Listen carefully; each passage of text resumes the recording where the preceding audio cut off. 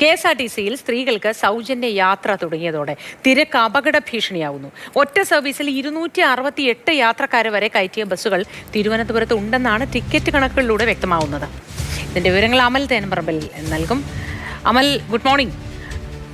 സൗജന്യ യാത്ര വരുന്നതോടെ ഇത്തരത്തിലൊരു പ്രശ്നം ഉണ്ടാകും.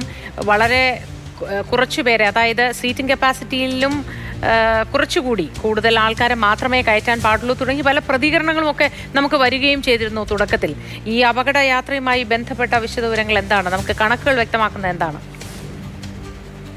മോദി, ബസ്സുകളിൽ ഈ പ്രിയദർശിനി ബസ്സുകളിൽ കയറാനായി ആളുകൾ കാത്തു നിൽക്കും. അങ്ങനെ കാത്തു നിന്ന് വാഹനം നിറഞ്ഞാണ് പലപ്പോഴും പോകാറ്.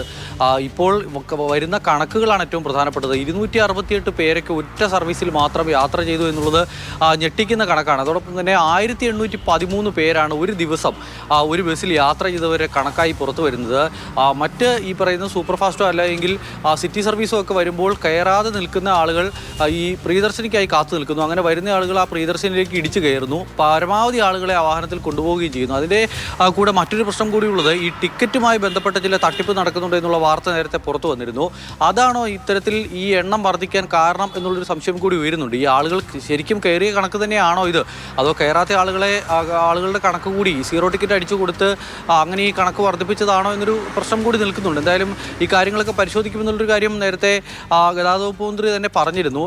ഈ ഇങ്ങനെ ആളുകൾ കൂടുതൽ കയറിയിട്ടുണ്ടെങ്കിൽ, ഈ കണക്ക് ശരിയാണെങ്കിൽ ഒരു ദിവസം ഒരു സർവീസിൽ 268 പേരൊക്കെ ഒരു സ്ഥലത്തേക്ക് പോയിട്ടുണ്ട്. അത് വളരെ കുറഞ്ഞ ദൂരത്തിൽ മാത്രമാണ് സർവീസ് നടത്തുന്ന വണ്ടിയുടെ ഒരു കണക്ക് ഇപ്പോൾ പുറത്തു വന്നിരിക്കുന്നത്. തിരുവനന്തപുരത്ത് സർവീസ് നടത്തുന്ന വണ്ടിയിലെ കണക്കാണ് 268. ആ കണക്കൊക്കെ ശരിയാണ് എങ്കിൽ അതത്ര നല്ലതാണ് എന്ന് തോന്നുന്നില്ല.